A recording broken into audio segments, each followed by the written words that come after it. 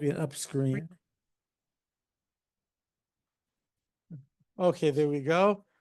Okay, I'm just getting ourselves together here. And Jackson, tell me, how many people do we have at home? Does it tell you that? 151 or 151 from home? Doesn't tell you? Oh, it must be at home is 151, and I think we're going to have like 100 and something here. Well, okay, we might as well start. Let me know if anybody at home, can you tell us if you can see me and if you can hear me?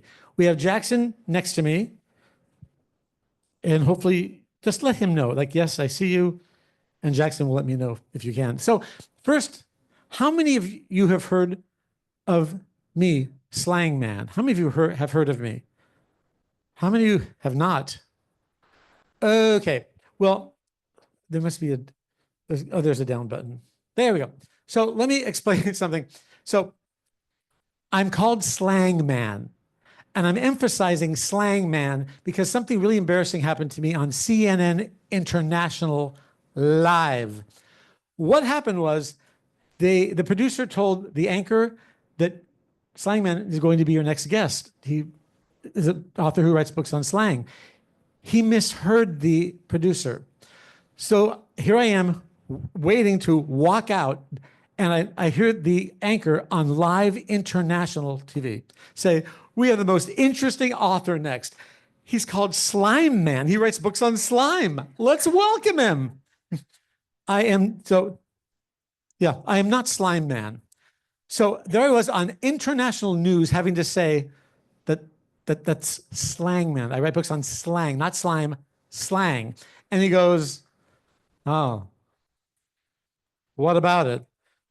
And I'm like, "No, time of death of this meeting is 8:08 a.m. So yeah, Slang Man. So here is who I am. And I've met many of you. I recognize a lot of faces. I am the first and actually only author and publisher to specialize in books on idioms and slang. I am the only game in town. I'm the only one who's taken it to the next level. Everyday slang and idioms used by everybody, and business idioms and slang used by any office. Textbook with reading, writing, listening, and speaking exercises. I've got 78 tracks of audio in every one of my books, and I'm going to totally brag.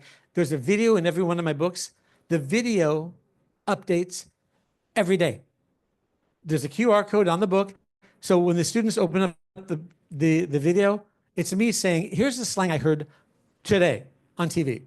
So no one can ever tell me my books have old slang because do not. So that is how I got my start. I also have a podcast called Slinging the Slang, which is a podcast where I talk about everything. I'm even going to be doing one called Slinging the Slang After Dark, because here's the thing. Our students need to know everything. I always tell students, you don't have to use slang, but you better understand it. Are you seeing people? Are there people actually able to see me online? Let Jackson know. Oh, there are? Oh, and if there are any questions, for all of you people online, let Jackson know. I want to know how many of you are in your bathrobes. Because we can't see you. So anyway, welcome to Dallas. I don't know where you all are. Let Jackson know. I'm always curious to see where people are coming in from. I am all over TikTok, Instagram, YouTube. If you do get TikTok, make sure, can you see okay? Oh, that's showing up for you? Those Crystal Hills is in her bathroom. Hi, Crystal. The entire room knows. How do we get rid of those words? Tell you here? Yeah.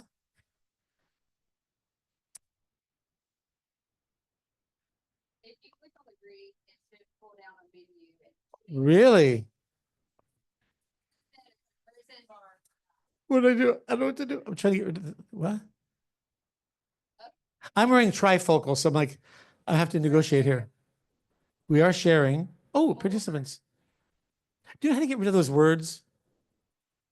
Oh, we're getting close. We're just trying to get rid of the words because they're kind of blocking. They're blocking the action. We'll be right with you. Don't go away, all you people at home.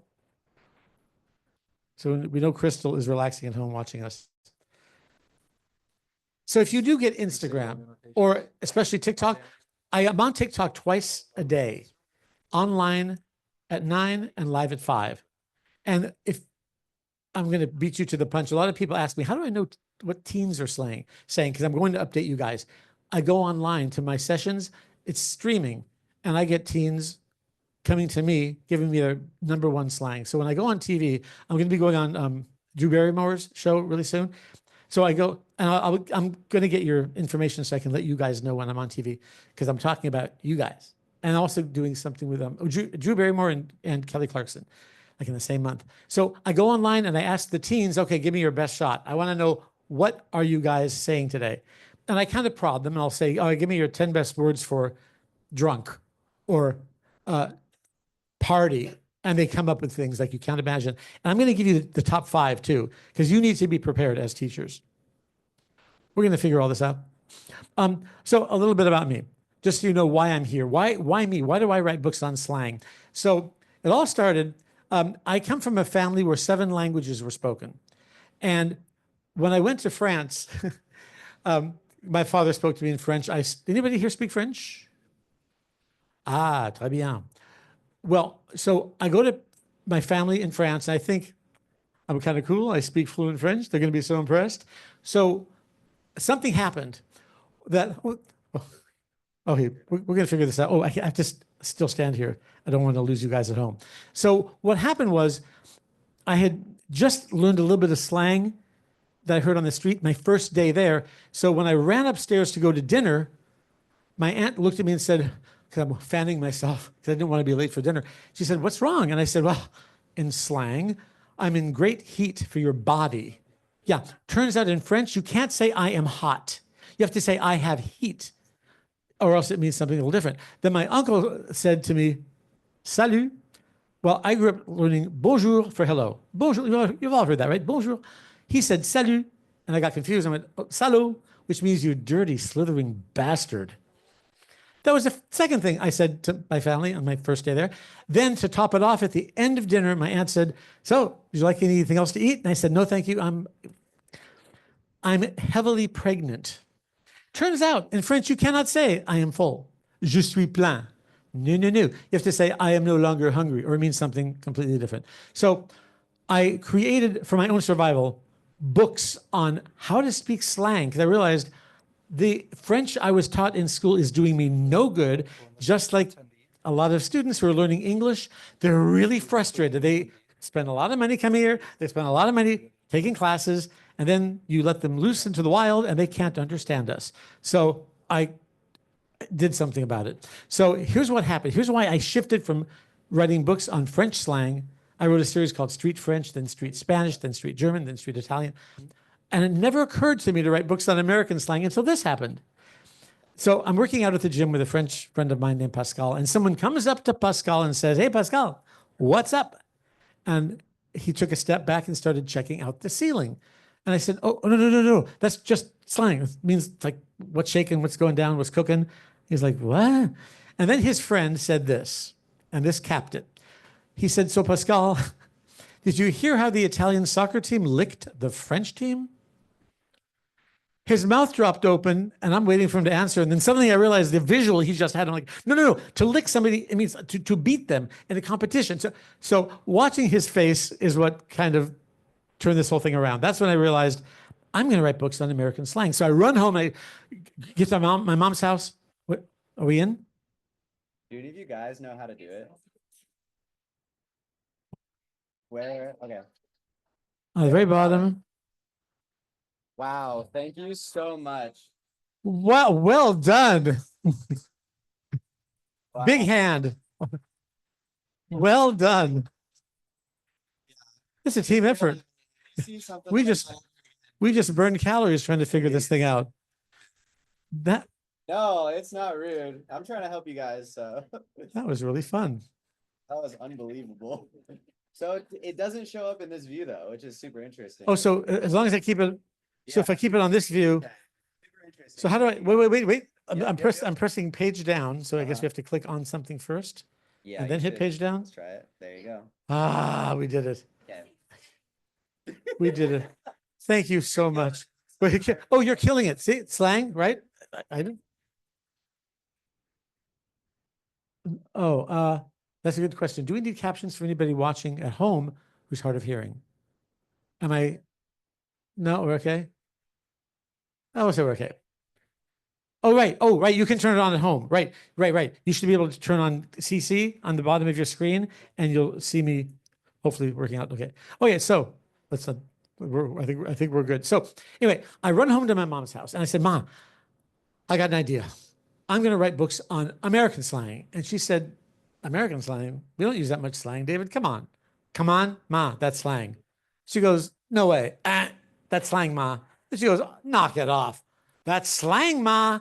And she goes, maybe we do use a lot of slang. There were some people at my booth today. We were slanging it up so much. I forgot if you're here or not. I think you may have been. And they kept saying, "Wow, I'm using so much slang. I didn't even realize it." Because every time she said something in slang, I kept saying, slang, slang, that's slang. So, Slangman was born in Japan. Anybody live in Japan? You speak Japanese? Okay, so here's what happened. All right, so I'm in Japan, and this is before I was Slangman. And some student ran up to me and said, "Oh, you're Slangman. Your books are real cool. They don't suck." I thought, I just got my new trademark, Slangman, and my advertising slogan. Buy my books. They don't suck. So I was a proud day. I always tell students, if you don't know idioms and slang, you don't know English. And again, this is a big, huge problem. At TESOL 2 weeks ago, I had a lot of teachers tell me, "We have failed our students. We are preparing them to take a test." Yippee. And that's it. They then go out there into the wild and they meet people like any of us and they can't understand us. So it's, to me, if you don't teach idioms and slang, it's like teaching someone how to drive with just the accelerator and not the brake. There's another side to the story. Well, there's another side to our story too. Slang and idioms. At CoAbe last year, now I fell in love with this woman, not at first so much, because she was yelling at me, screaming at me. And I was in the back of the room at that last year's CoAbe. And so I appreciated that she was there yelling at me. She said, "I would never teach slang. How dare you ruin our language?" And she said, "I would never use slang. We have to keep English clean and pure. People like you," seriously, she said this, "piss me off." And I just looked at her like, I'm sorry, your what hurts? Wait, what? People, I said, "That's slang, right?" And by this time I had 50 people around me who started applauding. And we became friends after that because she said, "I thought slang was dirty words."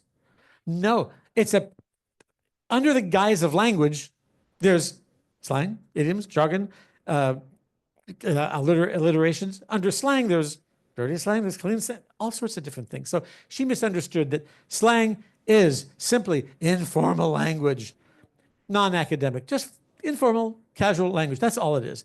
And an idiom, of course, is just a group of words. Each word has its own definition. You put them together, it has a collective definition, right? To bend over backward means I really tried hard to help. So here's what we're going to talk about real quick. I know we kind of got a little bit of a late start, but I'll get through it fast.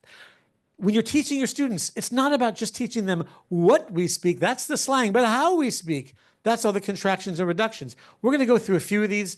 I may skip over some so we can get into the meat. We're going to have to close the door because we're going to talk. Contractions, reductions, accents, regionalisms. And I got you Southerners, I'm so glad you're here.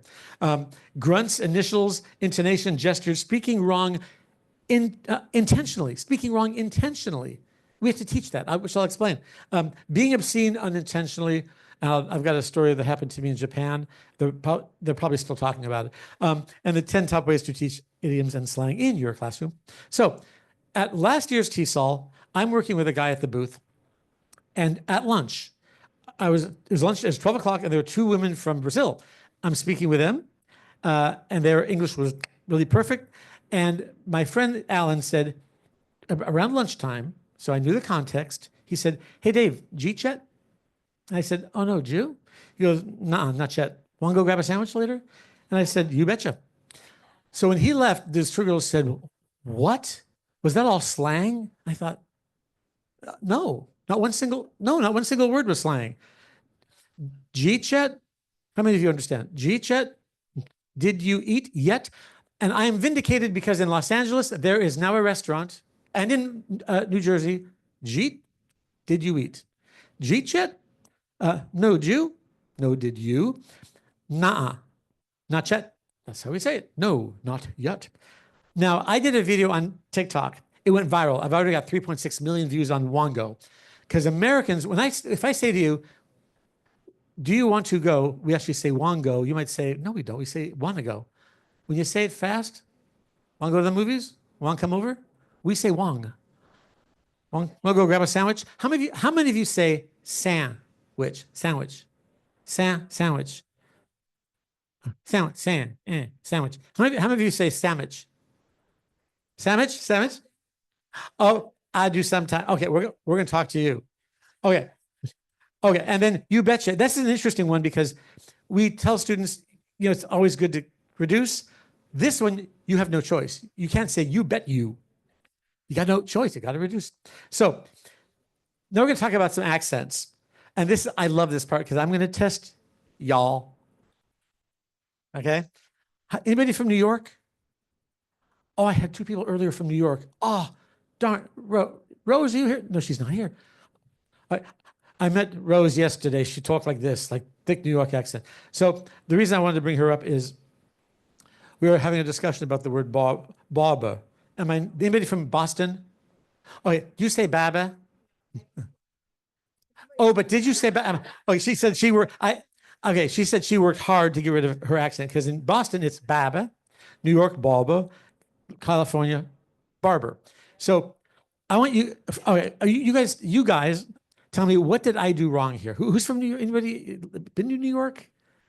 All right, tell me what did I do wrong here? So I called my cousin Jill. She works at the North Shore Animal League. I called her and some woman answered the phone. Hello, North Shore Animal League, may I help you? And I said, yeah, I'd like to speak with Jill.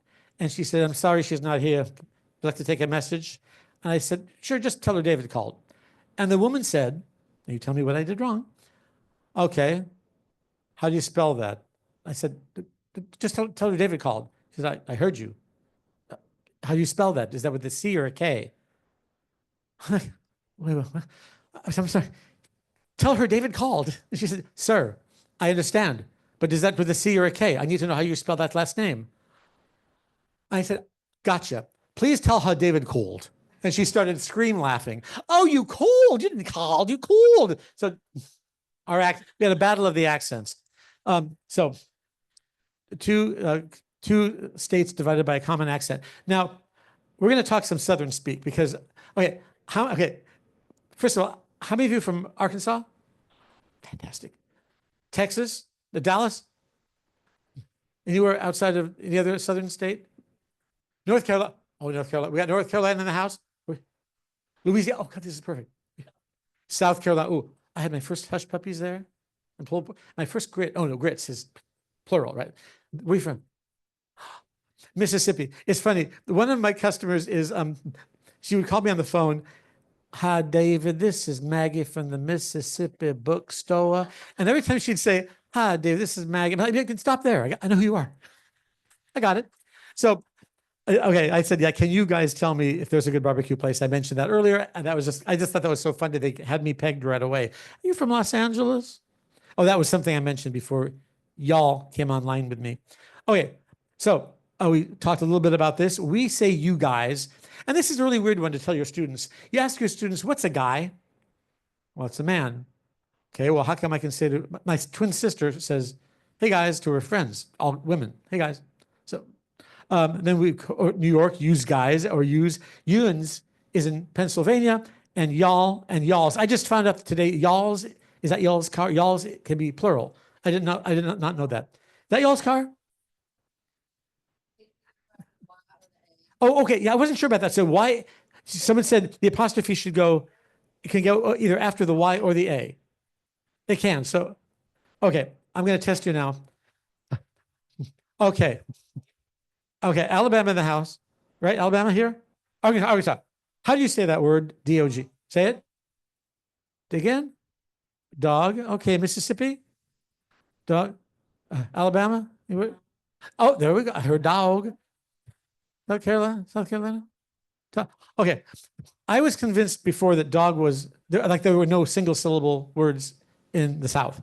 Because I heard a lot of today. I heard a lot of dogs. 'Cause I asked people, "How do you pronounce dog? Dog." So you said I heard dog. I heard dog back here. Dog. A dog. And you say dog, kind of like me. Dog. Okay. Now we're going to really test you. I've learned my Southern. What does that mean? Fard. Fard? No, no, no. It's when you lose your job, you get fired. Got fired. You want to get fired. Oh, this one. Was it? Hey, that's it. Hail no. Hail no. Very good. Hail no. The Southern hail no. Love this one. And I have a neighbor from Dallas, and this is what she says. She says, awful tar. Where is it? Awful tired? No. Awful tar? That's it, what? The monument in Paris. Of course, the Awful tar. Awful tar. The monument in Paris. Awful tar. Very good. Very. She's got 2 for 2, and you weren't even born here, were you? I know you're from Russia. You got this. You got 2 and 2. Oh yeah, final one. Yeah, yeah. Very good. This is what you take when you got a headache. Aspirin. Terrible headache. Get rid of that aspirin. Now, you guys, I have trouble not saying you guys. Y'all do something really clever. You have polite insulting. You tell me, what 3 words can you say before any insult, no matter how awful that insult is? Bless his heart. You can say anything. You can rev up and just say, that guy is a total idiot. Bless his heart. In California, only one person in California. California, we do something that drives me crazy, but we do it. Nothing personal, but. And then we go in for the kill. No offense, but, and then we go at it. But that's sorry. Oh yeah, in Canada, I hear that. Sorry, but that's polite insulting. Okay, Boston. What is a regular coffee to you? Yeah, what would a regular coffee be to you? With cream and sugar is a regular coffee. Now, okay, regular coffee, not to us. In Los Angeles, regular coffee is just regular coffee black. That's what it is. Okay, now I got into such an argument with my best friend in New York. We were at Grand Central Station. She had to use the restroom. There's a Starbucks there. And she said, David, I got to use the restroom. Go get me a coffee light. And I said, what? She said, what do you mean, what? Give me a coffee? Well, wait, she said it was, give me a coffee light. What? So I know what you're talking about. And she asked some woman standing there, excuse me, can you tell my friend what a coffee light is? And the woman said, well, sure, it's half coffee, half milk. What else would it be? In Los Angeles, we hear light, we think L-I-T-E, light in calories. Coffee light has no cream or no sugar. That's a coffee light. I'm always curious. What do you call, I don't want to step away. I'm wearing shoes like for sports, these shoes. What do you call sporty shoes? What do you call? You say tennis shoes?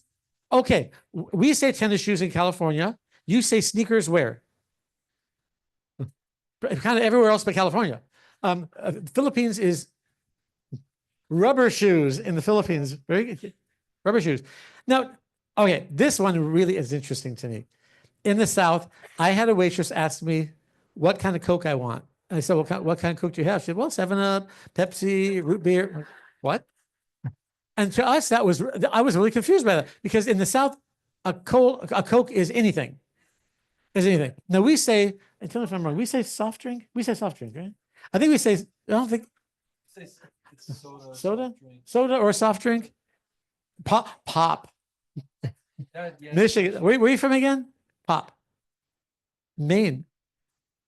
So, yeah, I love pop. Or what they say in Chicago, pap. A hose pipe. Have anybody heard that? Hose pipe? That's a garden hose in Pennsylvania. You say water hose. Okay, how many of you are from another country? I'm just curious.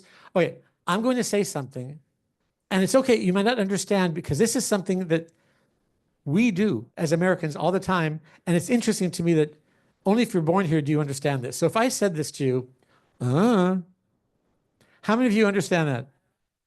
Oh, you don't know? Exactly. Yeah, I don't know. I don't know.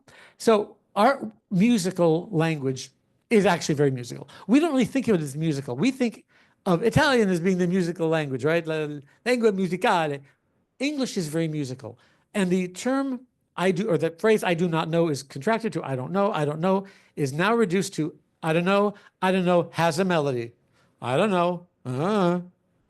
And now there's another one. Anybody here have teens? Oh, then you're soaking in slang. Okay.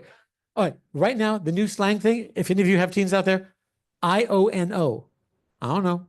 I don't know. There's no D. I don't know. Super popular. And they say that in texting. Yeah, they say ion O. Ion. I don't know. Um, this is, oh yeah, number two. Again, this is another grunt. This has a melody. You cannot say this any other way than duh. It means, of course. What am I, stupid? You can't say duh, duh. No, one melody, duh. Now, I'm going to totally date myself, carbon date myself. We'll see if anybody, we'll see who understands this. You're going to be dating yourself. So I was a tour guide at Universal Studios. No surprise, right? So I'm at the information desk because we all had to work at one day a week. So I'm at the information desk and someone walks up to me and I'm standing next to this girl from Pakistan, another tour guide. So someone walks up and says, David, I was just thinking about you. And I go, doo doo doo doo doo doo doo doo doo. How many of you know what that was? Twilight Zone. I don't know. It's way before my time. All right. So Twilight Zone was an old TV show from the 60s. And anytime something really weird would happen, you'd hear this music. Do, do, do, do, do, do, do. So you have to live here to know that. And for some reason, you have to do this with your fingers. Do, do, do. You can't go do, do, do, do, do. Then it doesn't make any sense. Don't do that. So that's how musical our language is. Confusing English. If somebody just today, he was at the Brainchild. He works the Brainchild booth. He is Hispanic, and he said he got confused between what is this is so weird to me. What does few mean to you? Few.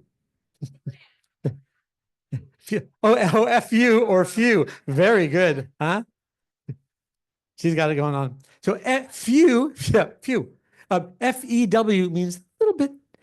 Very few is really little. Quite a few is a lot. It's confusing. Oh, when I was coming to the one of my conferences in Connecticut a few weeks ago, my driver was not a native speaker of English, and we get to a street, and I said, "Oh, you want to turn left right here?" And he looked at the rearview mirror and said, "What? What?" I said, "No, no, it's not. Turn left right here." And he turned right on Pacific Coast Highway instead of left. So we took a little extra time. So yeah, turn left right here. So I'm always listening for weirdnesses of our language. Like you drive on a parkway, park in a driveway. How many of you know George Carlin? Who George Carlin was? Can totally brag. I was on a talk show in Los Angeles talking about my books. And I get home, my phone is ringing, and I don't know why. I picked up the phone, said, hello. And I hear this guy with a New York accent say, hello, this is George Carlin. I just heard you on TV. And I go, but no, really, it's George Carlin. I'm like, do your oxymoron routine. Go. Because I know his stuff. And he did his oxymoron routine, like, jumbo shrimp, military intelligence, this whole thing. It was him. And he asked me to send him a book. And like an idiot, I took his address and I sent him a book instead of saying, no, I'll drive over. To this day, I'm kicking myself. George Carlin, he was the #1 word guy. I mean, I obviously love him. Maybe you've heard of some of these weirdnesses in our English language. A house burns down as it burns up. Weird. And this one confuses my friend from France. What does climb mean? That way, right? How do you climb down a ladder? Head first? Yeah, I love this one. Why is the person who invests all of your money called a broker? Because in slang, of course, broke means to have no money. Why is a boxing ring square? Dirt poor, filthy rich. These are the kind of things I absolutely love. Even this, is there another word for synonym? I want you to think about that one for a while. So one of the things that we have to teach our students is initials. This is English to us. People who are born here, if I said to you, FYI, the CEO wants you to pick up a BLT and an OJ for the VP ASAP, okay? That's normal to me. It's all in code. And now it's gotten much worse with texting. For all of you parents of teens, they don't want you to read. And it's funny. You know some of them? Okay, we're going to talk about some teen slang. Okay, I'm going to test you. Oh, okay, I'm testing the parents here. Okay, so, all right. If I said this to you, wait, in fact, I want to back up for a second. I'm going to tell you a real quick joke that only a teacher would understand, would appreciate. And it is not to be gratuitously kind of naughty. There's a reason for this. Okay, it's real quick. It has to do with the South anyway. A woman walks into a diner, sits down. The waitress comes up and says, well, hi, hun, what'll you have? And the woman says, I'd like a steak with French fries and a Coca-Cola, please. And the waitress says, well, where y'all from? And the woman says, from a place where we don't end our questions with a preposition. And the waitress says, all righty. So where y'all from, bitch? Now, I'm mentioning that, and there's a reason. There was a teacher who came up to me 2 days ago and was very offended that her student called her a bitch. I said, well, what did she say exactly? She said, you're a bad bitch. I said, you've been complimented. You're not insulted. So the word, and this is really interesting to me because bitch, if someone just says you bitch, well, that's bad. You're a bad bitch, that's good. Now, my books are now popular in the prison system. How many of you are with the corrections? Anybody? All right. So to my surprise, a lot of the inmates, some of them don't know English, they're non-native speakers of English, and some of them have been in there so long, they're coming out going, that's groovy. So I've been helping them. And one of them said, one of the inmates was called by somebody a bitch, meaning, hey, bitches, which is like, hey, and they got into a fight. So that word is loaded. But anyway, shut up. If I said that to my parents, shut up, I probably wouldn't be here right now. But now, as you know, everyone's saying, shut up, shut up. So intonation is really important. It all depends on the intonation, just like, right. What's interesting, growing up speaking French, we don't have intonation to fall back on. Like shut up is ta gueule. It just means shut up. It doesn't mean, wow, really cool. No. So we have to use different words where in English, we have this luxury of intonation changing the meaning. In the Philippines, now this is really interesting. So I know a lot of people from the Philippines. I have family in the Philippines. There is an intonation that is very polite in the Philippines, but interestingly, it's rude to us. Yes, sir. Okay. It goes up and down like this. Hello, sir. All right. You have a complaint. You're calling. My computer's not working. I'm sorry to hear that, sir. They're being polite, but it sounds like it's not polite. And one of the things also, speaking of the Philippines, that is confusing language. My best friend is in the back seat of my car. My mother's in the passenger seat, and we hear him on the phone to his mother in Manila, and he's going, uh-oh, uh-oh, uh-oh, uh-oh. And we're like, what's going on? What's wrong? We didn't know that it means yes. It means uh-huh, uh-huh. Exactly, uh-huh. So speaking wrong intentionally. Now, this is really important, and it's weird to teach your students how to speak wrong intentionally. Whenever I would knock on my mother's door, again, she spoke a zillion languages, so her English was very precise. I'd knock on the door, she'd say, who is it? Like, it's me, Ma. And she'd say, not opening up the door until you say it correctly. Like, Ma, I'm not going to say 'tis I. I'm not going to say it is I. I'm not going to do it. She said, then I'm not going to open up the door. Door's staying shut. So finally, okay, fine, nominative case after the verb to be, it was I, mother. No one says that. Well, now this happened with my friend from the Philippines, and you'll tell me where I went wrong here. And you teachers will probably figure this out because I didn't. I wanted him to pick me up at the airport. And we got into it. I couldn't tell if he was busy. I'm like, wait, can't you pick me up at the airport tomorrow at 5? He goes, I told you, yes. How many times do I have to tell you? Yes. I'm like, okay, you got it. Next day rolls around, 5 o'clock. He's not there. So I called him and I said, oh, where are you? I'm home. Wait. I said to you, can't you pick me up at 5 o'clock tomorrow? He said, yeah, I told you, yes, I can't. Oh, okay. So now in French, we have a handy thing called, oui is after a positive, right? Do you like spaghetti? Oui. Don't you like the spaghetti? Si. Si means, what are you talking about? Yes, I do. It negates, it opposites the word. So it was my fault because I formed the question in a negative. So And this one I hear all the time. Do you mind if I sit next to you? Sure. Well, should I sit down or not? Right? Do you mind? Sure, I do mind. What you asked me? Yeah, as a matter of fact. So, all right. I have an obligation. I go on TV shows helping parents understand slang. And by the way, the first TV show I did when I went on the news, so I called this producer and I said, I write books for non-native speakers of English and I help them understand our slang. And they said, so? Called back the next day. Hi, a common complaint from parents is that they can't understand what their teens are saying. I can help. And they said, oh my God, come on down. That sounds hilarious. So that's how I get myself on TV. And then I turn the wheel and I talk about what we do. So that's my clever way of getting on TV. Okay, parents, you tell me what's no cap? No, yep, no lie, no cap. No lie, no cap. And now it's a verb. You capping? You capping? Not are you capping? Right, the capping. Yeah, whenever you use slang, you got to make sure you're reducing everything. My jit. How many of you know this one? Hey, my jit. You've heard this. Now, do you know where it comes from? I heard it comes from Florida originally. My jit meaning my friend, my pal. Hey, my jit. In my social media rooms, when I live stream, I get this all the time. Okay, this is weird. But jit? Yes. It's a young fellow. You have a Floridian here. Oh, Jackson here, my sidekick here is telling me that my jit does come from Florida, meaning a younger person with lots of energy. So that it's a reference that you're like you've done something wrong at that point. That's when they call you my jit. Oh, see, here's the real slang man right here. Oh, that's interesting. Okay, so it doesn't mean like you're well, yeah, I heard that too. Oh, I've heard that too. An idiot. Oh, in Ireland they say that. What an idiot for an idiot, right? And what an idiot. Okay, this one. Now we're going to really test you. This is going to be scary, parents. How many of you have heard of the word bussin'?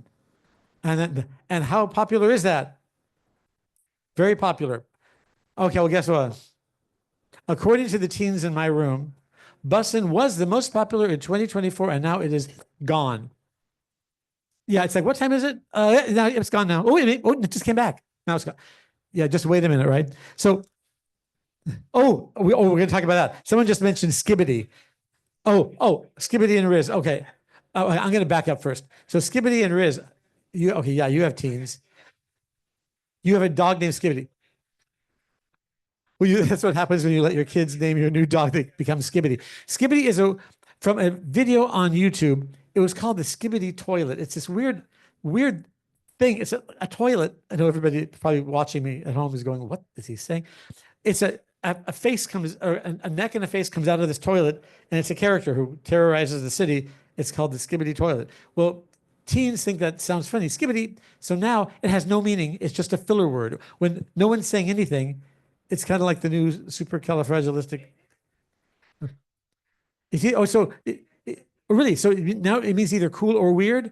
So that's it. Because so they defined it. Because when I asked the teens in my room, help me here. What was I said? If someone asks me, what does skibbity mean? What do I tell them? And they said, well, it doesn't mean anything. Thank you. So it means either cool or weird, depending on the context. And the other one you said was, Riz. Okay. If you go, how many of you are on TikTok? Make sure to follow me on TikTok. If you don't, look for Slangman. My Riz video went viral because Riz is short for charisma. He's got Riz. Well, teens are clever.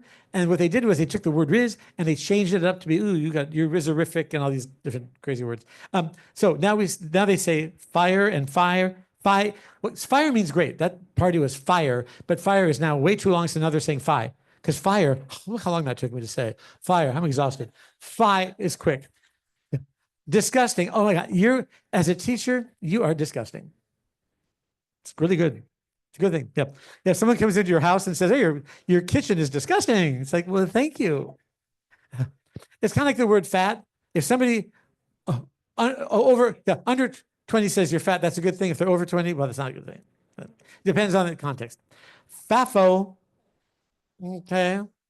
How many of you, okay, if you haven't heard of FAFO, and what do you say? FAFO or FAFO? I've heard two. Have you heard this? FAFO. Have you heard FAFO or FAFO? FAFO. Okay, so FAFO, again, we are educators. Should we be closing the door at this point? Oh, but very soon we're going to have to close the door. So FAFO, okay, really serious. We're gonna talk. So FAFO is fuck around and find out. Again, we are educators. We can take this. Fuck around and find out. It means so if you do something stupid, it's like, well, FAFO, it did something dumb. Okay. I think people actually say FAFO. I think people who say FAFO are just kind of kidding around. This drives me crazy, this last one. And now there's an AI that is doing this. Have you ever heard of vocal fry? The Kardashians invented it, and like it's really bad. I hate it. So it's supposed to indicate that you're so cool. You just don't have to try it all. Horrible. And now there's a new AI through ChatGPT. When you ask it a question, it actually answers like this. Yeah.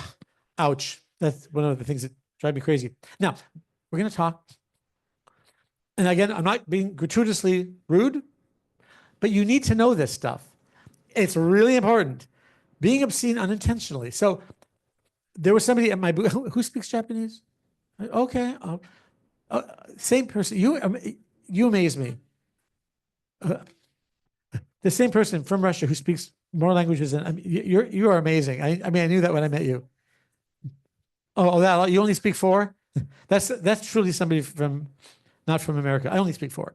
That's what's up. So when I was in Japan, I was staying with a Japanese family, and we go to the Japanese transfer point station, train station. It's called Shinjuku. If you've ever been there, it's crazy crowded. You're shoulder to shoulder, but the Japanese are very quiet and polite. Don't say much. So the father of the family comes up with Coca-Colas, and he opens them up. It was the father, the wife, the son, the daughter, and me. Open them up, and they then all go quietly, "Kanpai." Right? Kanpai. And I thought, well, if you're going to say something in a foreign language, so will I. So in France, we would say, which I did say in my loud, booming American voice at this quiet train station, "Chin chin." Every head turned to me. And the father of the family said, "Why did you just scream penis, penis?" And that's all it means. And we have Chin Chin restaurant, right? We have Chin Chin in the valley, Chin Chin restaurant. You will see Japanese people stopping, taking pictures and taking the chopsticks. Chin Chin. I mean, come on. So this embarrassed a teacher 2 weeks ago at TESOL. She was mortified. I thought she was putting me on at first. She teaches students from Turkey.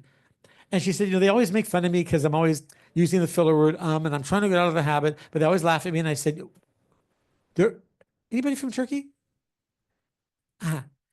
Well, turns out, okay. She did not know the reason they were laughing was means one thing in Turkish and one thing only, vagina. So when she was saying things like, yesterday I went to the store, she's going, yesterday vagina, I went to the store, vagina. She had no idea. That's why they were laughing at her. Well, they're going to tell the teacher, when you say so in Turkish you have to say em. So, and I'm telling you this because you may not have known this. She's been teaching for years and she did not know this. Mortified. So sometimes we don't know kind of what we're doing. We got to know because, we deal with a lot of international students and we have to know what's okay and what's not okay. Okay, France. In Los Angeles, have you seen this, Jackson? The LA Byte magazine in front of a lot of restaurants. LA Byte. I see this all the time. There's a rack of best places to go eat in LA. Right, LA Byte. My family, when they came to visit, LA means only one thing in French. La, the. Byte, beat means only one thing. Again, we are educators. The dick. And they asked me, why are they selling porn magazines in front of all these restaurants? La bite. Who knew? So it was funny. As a kid, growing up with all these languages, when I was in junior high school, our vice principal was Ms. Young. And I remember when our first day of orientation, she said, my son, Dick, went to this very junior high school. How many Dicks do we have here in the audience? And every boy raised his hand. Right? You have a sports store called Dick's, right? That's a. I say, oh, the store Dick is huge. Do you hear that at home? Do you hear that? The sporting store Dick's is huge. Except during the winter, it's a smaller store, probably. That was brilliant. You need to come with me to all my presentations, okay? We got to make it. Yes. You have an Uncle Dick. Well, and I wonder why when someone names their child that. I went to school with. Well, we got anybody from England? Oh, yeah. Well, turns out my last name means a stupid idiot. You Burke. Yeah, so we all have our crosses to bear, right? Oh, how many of you speak Spanish? Okay, you tell me what I did wrong. I was in Argentina. Again, Argentina, it's gorgeous, beautiful, wonderful people, best food ever. And so because I'm a musician, I've grown up with languages, I'm pretty good at repeating and sounding kind of like a native, I guess, but even though I'm not. So I asked somebody, where can I catch the bus in Spanish? And I said, ¿Dónde puedo coger el autobús? And they gasped. And I had no idea why. So you know why. So in which country does coger means to take? Uh-oh. Spain. Okay, wait. In Argentina, I asked where I could fuck the bus. Yeah. And they said I said it very well. So whoops. Oh yeah. Now gestures. This is funny to me because there are a lot of gestures that we make on a daily basis that we're not even aware of, but they could mean in another country. Brazil, A-OK sign, you do that, be prepared to run. That's you asshole. Right? And how many times you may have done that to someone? So that's why I'm telling you guys not to be gratuitously funny, but it's kind of funny. That's you asshole. England, you ask for two of something, you'll get two black eyes. That's the finger. Oops. Yep. France, if you eat with a hand in your lap, you don't want to eat with a hand in your lap. Everybody will be looking at you because that is like the rudest thing you can do. In France, they assume you're doing something to yourself or your neighbor. And in France, maybe they are. The wild French. Oh, anybody from Mexico? All right, tell me if this is true. In Japan, I know this is true because a guy came to my booth and verified it. When I was in Japan with this Japanese family, little boy, he was 6 years old. He sat in my lap and I did that game, got your nose. And the kid screamed. The father came over and said, "Why are you flipping off my son?" That's the finger. Is that same in Mexico? It's not? Someone told me it is. Oh, in Russia, it means you get nothing. Like, okay, so that means like bupkus, nothing, nada. Oh, because see, so it depends what country you're in, where you are. Oh, and my favorite, I'm going to Bulgaria. So first time I met Roddy from Bulgaria, we're talking, and she's just disagreeing with everything I have to say. And Roddy said, "No, I'm agreeing with you." And she goes, "Oh, sorry. It's opposite. This is yes, that's yes, and this is no." Now, here's how we are wired. I want you all right now. Say yes and shake your head no. Do it. Say yes and shake your head no. Now, shake your head no and say yes. Right? It's like, it's so up, totally. And that's stuff we don't know, right? And that we need to know that. Are they agreeing? Are they not agreeing? So I love it. Roddy, I'm so glad you're here. You made my day. Okay, we're going to really get down here. Oh, the time goes by so fast. We got started a little bit later. All right, I'll try to get through. So British versus American. This is really important. Again, I mentioned my name is really, really bad. It's you stupid idiot. I had a horrible thing happen to me at Universal Studios when I was a tour guide. And I didn't realize what I had said. I had no idea. 125 people are from England in my tram. I have a microphone, 4 cars. A little girl stands up on the tram, and I said little child word. I said, "Oh, excuse me, I need you to set your fanny back down on the bench." And everybody went, "Huh." I didn't know what I did. Little fanny. Well, when we were done with the tour, a woman came up to me, and she had tears running down her face. She was crying, laughing. She said, my dear boy, do you know what you just said? Like, no, what? She said, in England, the fanny is a woman's very, very private part. And you told this little girl to sit on it. And she said, when I was watching the news this morning, they mentioned how some woman slipped in the snow and fell on her fanny. And I thought to myself, that's impossible, unless you're a contortionist. And then she said, when they went to Disneyland, she said, at the Matterhorn, it said, for the safety of others, please remove your fanny pack. And I thought to myself, my, what an aggressive ride. Remove my fanny pack. Totally different for her.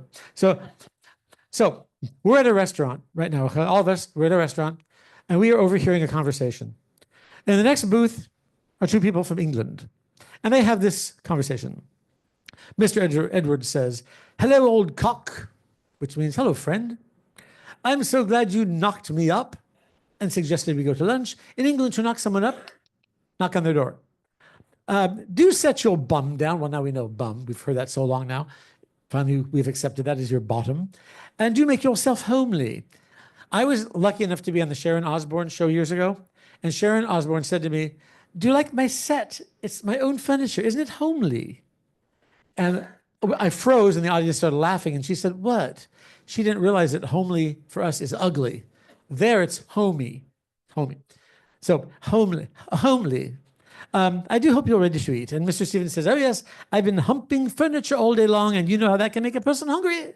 So humping means to carry furniture. I've been humping furniture all day long. Well, keep your pecker up. Keep your chin up. Keep your chin up. I think one of those is our waitresses. My, but they both have enormous hooters. That's noses. It's your hooter right there. That's your hooter. Blow me. Alrighty then. Wow. Like we've heard, like blow. I guess like pirate talk. Blow me, shiver me timbers. Right. Blow me is wow. Here she comes. Want a banger? Well, obviously it sounds worse than it is. Do you want a banger? A banger is a sausage, but of course when you say it fast and you only hear it, it means it sounds like something else. No, I'm afraid I can't. Last time I honked for hours. Throw up. They also say I shot the cat. That's also to throw up. We have a lot of different ways to say it. A lot. I've asked the teens in my room to give me a list, which I won't give you now, but they're very colorful. Literally. Sorry for the delay, gentlemen. I had to find a new rubber. That's an eraser. Super popular in England, a rubber. My old one has been used about 100 times. It got worn out. Oh, dear. So, may I take your order? And Mr. Edwards says, by the way, if there's anyone from England out there, I apologize for my accent. I'll just have a salad. I'm on a diet. And Mr. Stevens says, what balls? It means, what nonsense? I'm gobsmacked. I'm surprised.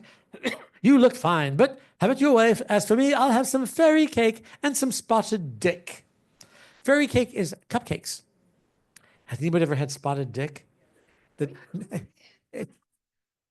You've had it? Yeah, you said it's nasty. It's a pudding, but the real way I looked up the ingredients is sugar, flour, and cod liver oil. It's a dessert that tastes a little fishy. Ask your husband. It's nice and sweet. With custard? Ask your husband if they ever made it with cod liver oil. That's what the recipe. I never. Oh, I mean, I never. Yeah, that's what it said. That's what it says on mine. I've got a can of it. It says cod liver oil. Then Mr. Edwards says, no, what? No wine? And Mr. Stevens says, no. Every time I get pissed, I crave a fag, and I've been having far too many of those lately. So, pissed is drunk. Fag is a cigarette. So, what I'm going to do now at this point, before I give you the free stuff, we started a little bit late. You guys okay if we go 5 minutes? Or if you need to leave, I totally understand. If not, let me do this in case you do have to leave. The free stuff. First of all, I invite you to come down to my booth. Who has not been to my booth yet?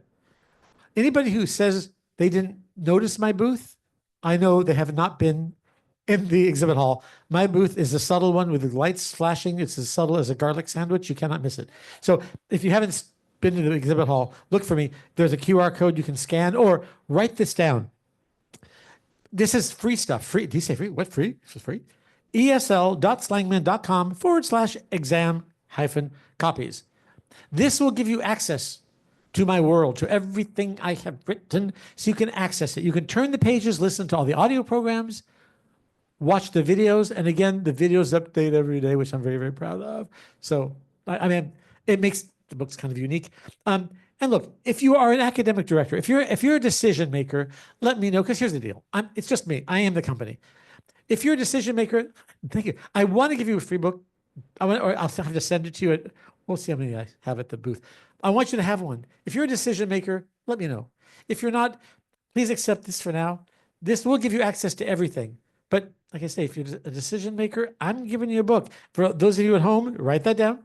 I hope you have. And again, let me know. If you're a decision maker, I want you to have it. Actually, I tell you, I don't want to keep you guys too long, because I mean, in all fairness, we started late because we had some problems here. So here's what I'm going to do: the 10 ways. I just put this on my website. The 10 ways to teach idioms and slang in your classroom. I put it on my website. It's a quick video, like 4 minutes, and it'll tell you what you need to do, and you follow my books for these 10 ways. Why reinvent the wheel? I've done it for you. So all you do, go to slangman.com. It'll say about Slangman. And right there, you'll see me explaining to you, here is how you use this series. Look, I know you guys are busy. I don't want you to have to recreate the wheel and reinvent the wheel rather and create homework assignments. I've done that for you. I've got the answer keys. I've got so many audio tracks, so many videos. Again, they update, and there are dozens and dozens of videos. So I've done all the work for you. I know that many of your students would be grateful to know how we really speak. The books are clean. You don't have to worry. I have a new book coming out called Bleep next month. That's the dirty stuff. But even with the dirty stuff, I tell students, you better know these words. Don't use them. But you got to know the dirty stuff, because if you ever hear it inappropriately, you have to know it, right? So any questions, comments, observations? Yes. You teach in North Dakota.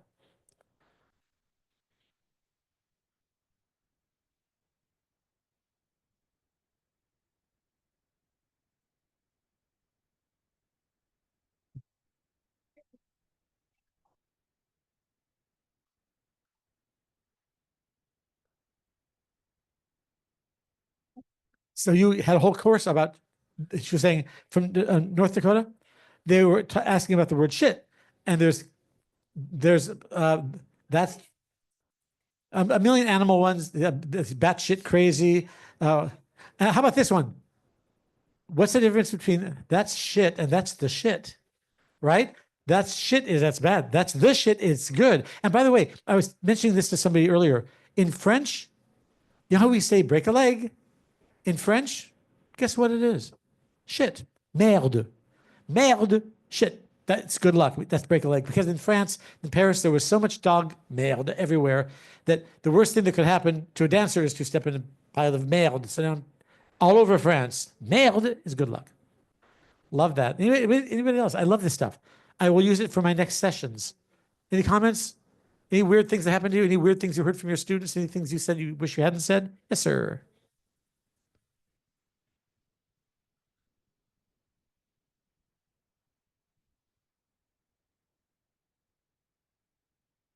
Oh, so the Texas Ranger, I want to repeat for our friends at home. Texas Rangers, they had to change their logo. They put a T on top of the X. And that spells breasts in Spanish. Well, what about, and they sold, oh, I thought you were going to tell me they sold really well.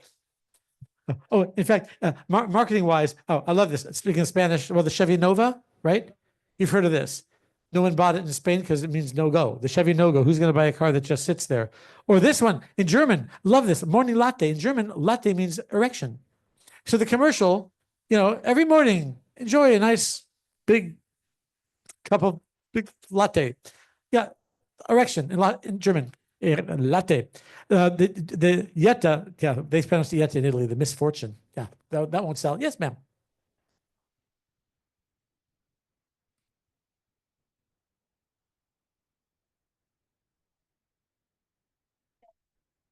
Janae, this is Kashtu language. Janae, Kashtu. And Janae is girl.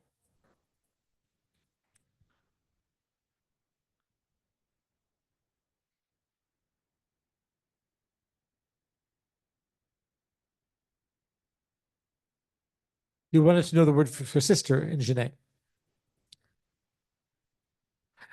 Huh? Whore means sister in Genet? Whore? Whore is sister. I have a twin sister. So I mean, she's going to hear from me tonight. My sister. So okay. This is what country? From Afghanistan. So I can't wait to mention that to my sister. And you know I will. And by the way, well, I'm gonna guess what, Nancy? Yes.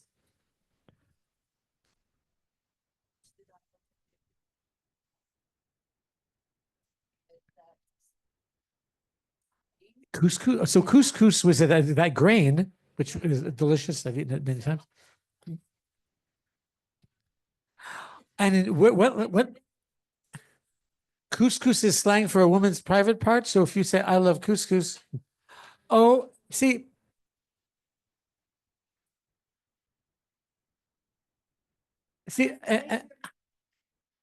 why would right?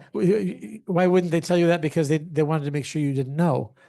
They want to hear you say I love couscous. But now I can't wait to call my sister. And by the way, just a little aside, you can know more about me than you care to. After I was born, my dad called his mother in Pennsylvania and said, "Ma, I had a son."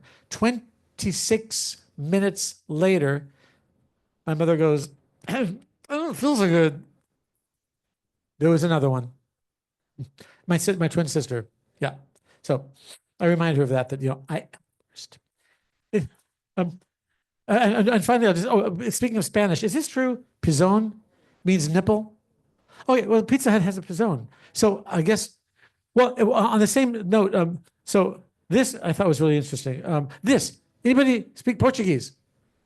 So the Ford Pinto, they sent this thing to Brazil. They wanted the teens, the male teens, to adopt this thing, and they didn't do their homework. And this happens all the time. Pinto means teeny tiny genitals in Portuguese. What kid is going to buy this? And finally, I'll leave you with this. I was called on an emergency, a slang disaster at Warner Brothers, where they do Bugs Bunny. They had a slang disaster. I'm like, what's the slang disaster? You remember those stores, the Warner Brothers stores? You could purchase like memorabilia from Warner Brothers cartoons. Their Japanese manufacturers came to Warner Brothers, and they told the Japanese manufacturers, "We're going to shelve the project." So the Japanese people bowed. Turns out that was the contract. They went back to Japan and created millions of dollars worth of products to be put onto the shelves. They didn't know that to shelve a project means you were ending it. Done.